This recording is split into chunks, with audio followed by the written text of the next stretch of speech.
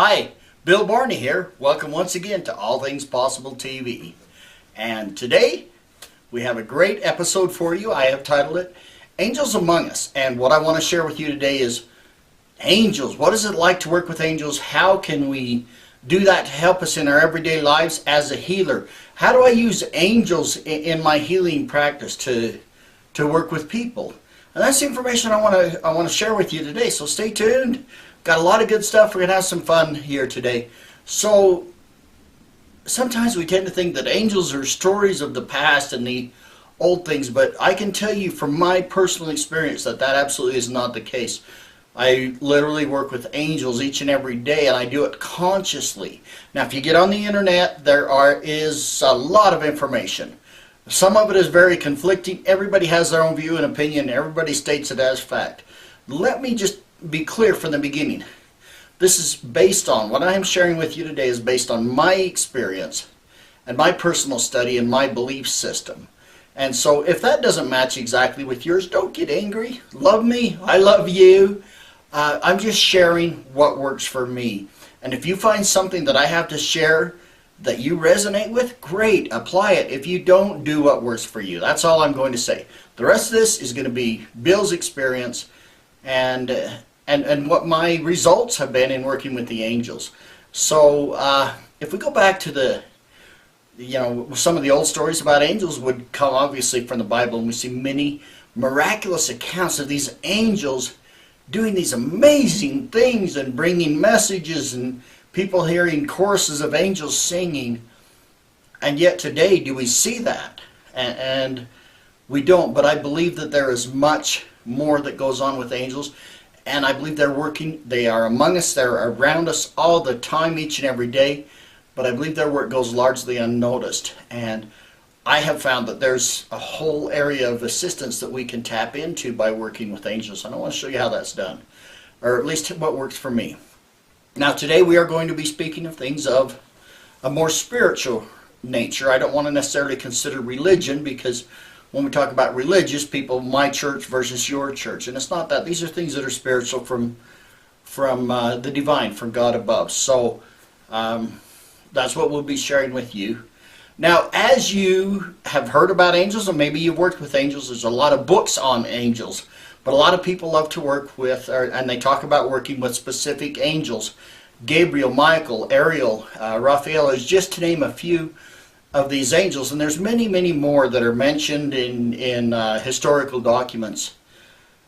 And a lot of people, they petition these angels for, this angel does this kind of thing, that angel does that kind of thing. Well, I believe that angels really do specialize in the kind of work that they do.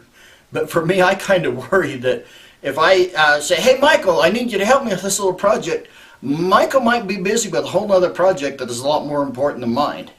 And so I truly believe that angels serve at God's pleasure, that they are serving Him, and when He tells them to help certain of His children with certain things, then they come and work with us.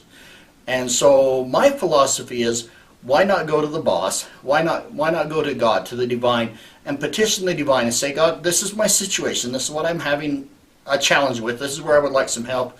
Will you please send the appropriate angels to me? Instead of call out a certain one by name, because I think even then we can get into maybe an angel worship type thing. And for me, I believe that angels serve God and His pleasure. A man that I greatly admire is Jeffrey Holland, Jeffrey R. Holland, and he is an ecclesiastical authority in this day and age.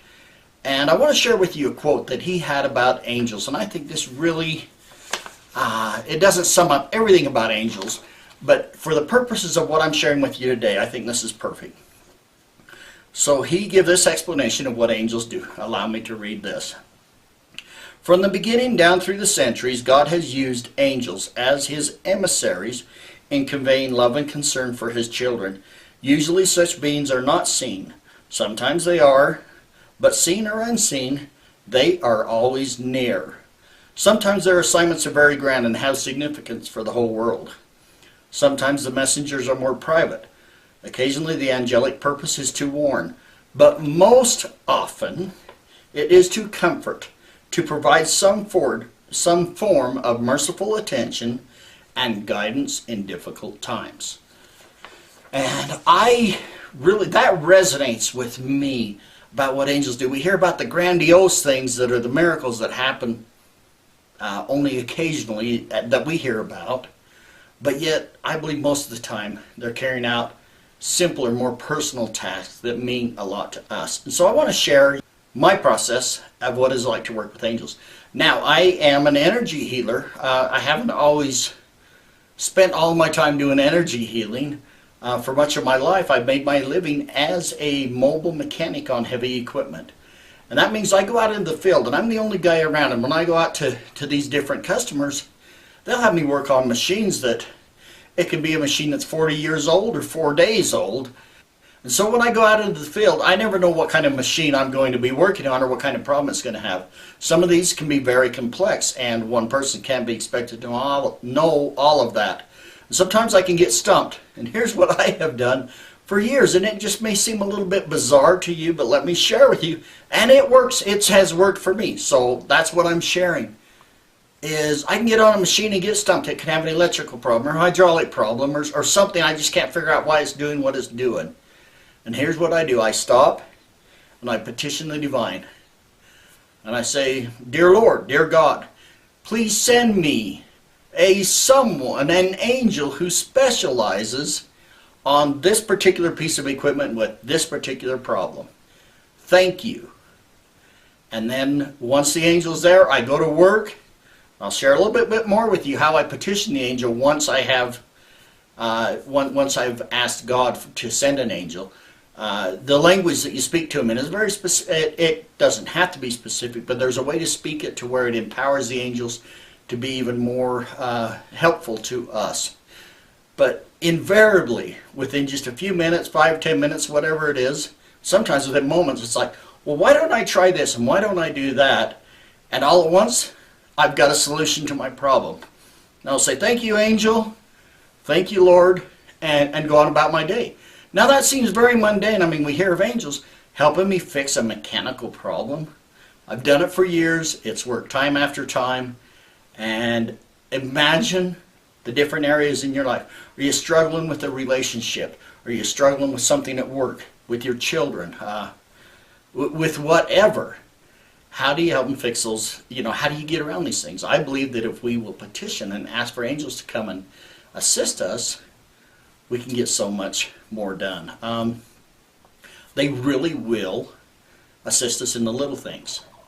Every single healing session that I do, I begin with a supplication to the divine and ask to please send for this person that I'm doing the session for, guardian angels, ancestors, and special healing angels, as well as those angels who attend and assist me in this work.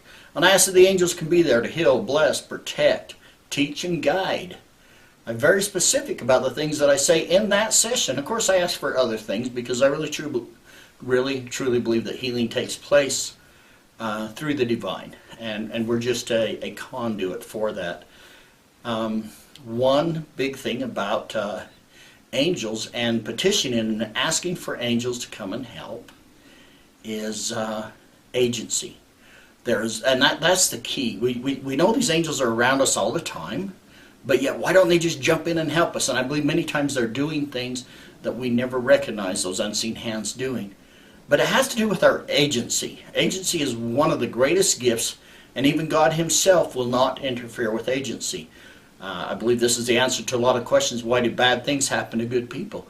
Because bad people have their agency too, and God just can't go in and take everybody's agency away, or this whole system would fall apart. But our agency sometimes is to ask, and I believe that many times there's angels that are just like, come on, let me help you, let me help you. All you got to do is ask and I can help. But they just can't step in and start pushing us around and doing things. Otherwise it becomes like the proverbial little Boy Scout trying to help old ladies cross the street when they don't want to cross the street. They want to go down the sidewalk, but the little guy wants to help and he just drags them and does what he thinks is best. And that's when we get into helpering and just doing what we think is best to make judgments. And not exactly the same thing, but angels they wait many times to be asked, and I believe it's done through the divine. Types of angels. Now there are many types of angels, and I'm not going to profess to try and go through a whole list or even say that I have even a small inkling of the types of angels. But in my healing work, I ask for guardian angels. I believe that each one of us have angels that are available to us when needed, that are specifically assigned to us. They know us intimately. I believe that our ancestors, those who have passed on, qualify as angels, or can qualify as angels, and they can be part of our work. I know that every single session that I do, my dear sweet angel mother, who has passed several years ago, is part, and she's there for that session. She's the one who recently got me involved in the healing arts, and I really sense and have felt her distinct presence many times, and I believe that she's there each and every time, even when I don't specifically feel her there. So I believe our ancestors are also the angels that can be available to us, as well as sometimes for a special, for me in the healing processes, just like in the mechanic field, I ask for a caterpillar angel, like yellow equipment caterpillar, not a fuzzy worm. Caterpillar angel to come and help me. But sometimes we need angels who are really good with kidneys or with this type of disease or that or whatever. And I just ask for the special healing angels and let God send whom He determines is the ideal person to come and assist us. Leave it up to them. Let me just share you 2 short stories about angels, and from there I will we'll go ahead and wrap this thing up with just one more bit of information beyond that. So our company is called All Things Possible. And many years ago, when we were setting up this corporation and beginning this company, we talked, Kris and I talked a lot. What should we name the company? What should we name the company? Well, one night, as we was going through this process, I was laying in bed, and I was just thinking of all these different types of names, and I said a prayer. Dear Lord, dear God, please send an angel or angels to me to help me find the perfect name for this company. And it was the strangest, I've never had an experience like this before, exactly like this. But I felt like once the answer was spatially, it was like 2 feet away from my head, and it was above my head and off to the side over here. That's where it felt like the answer came from. I didn't hear a voice, but that's where the answer was. And the answer was 3 words, All Things Possible. Hence, the name of our company is All Things Possible. It really did come from an angel. I asked, and it just clear as can be, and I just felt so right when those words were right out here to the side of me. Kind of strange. That was just the only time I've experienced something like that. Most of the time when I get answers from angels that are helping me, it's just an idea that pops into my head. Do this, try that. But I totally give the credit to the angels. One other experience I'd like to share with you. If our angels can be our ancestors, how they can work for us. Both of my parents are passed. And they are the only angels that I petition that I don't ask God first, because I believe that anytime I say mom or dad, that message gets right to them in the realm that they're in. My daughter decided to go off to Nepal on an adventure. She did it without planning, all alone. I was very concerned about my 20-year-old baby going to Nepal. And I said, Dad, will you please be with her? You know, keep her out of trouble, kind of guide her, help her find what she's looking for there. I just said, I really worried about her. Of course I said my prayers about other things, but I made this petition to my dad who has passed on. And it wasn't about a week later that she called us home on the phone to tell us what she'd been doing. She says, by the way, I saw Grandpa in one of the sacred places I was in, and he looked so much younger than I ever seen him before. Anyway, she didn't know what I was asking for back here, that I had made a petition. But she had saw him, and so to me that was just, hey, it does work what we ask for, and we can work with these in these different ways. So the last thing I want to talk to you about is the angel that we use, or the language that we use to speak to angels. And you can talk to them any way you want, but once I feel that I have an angel after I've requested it that's there to help me with a particular problem, instead of saying, hey, let's go back to a mechanical situation, okay? hey Angel, I need you to help me figure this out because this electrical problem, this thing isn't charging the batteries, I don't know what to do, it's something in the computer or whatever, I will say, hey Angel, thank you for being here. I love you. And I'll explain what I'm working on. This is what I'm working on. This is what I've done. And I think they already know that, but I go through the process. This is what I've done so far. I'm kind of stumped here. But instead of saying, will you help me? I say, thank you for showing me what I need to do next to figure out what the problem is. Thank you for bringing that into my mind, into my heart. Thank you for giving me the ideas. I really, really appreciate you giving me the ideas. Thank you for teaching me what I need to know about this machine. Speak it as though it is already done. I really believe that angels work much by the power of faith, and speaking it as though it is already done empowers them even more to manifest in our lives. And so, again, that's just a little tip. A thing that I found very beneficial is when I'm actually speaking directly to the angels. And, you know, I don't see them, but I sense and I know that they're there. Thank you as though it has already happened, as though you've already done it. In fact, try saying your prayers that way sometime when you're wanting something to happen. Thank Heavenly Father for it. And I believe many times you'll get it faster because it's a way of increasing your belief in the event. And that has a lot to do with empowering the angels to again, manifest even more in our lives. So, hey, I hope this information was valuable to you. If you don't agree with me, that's okay, because I agree with me.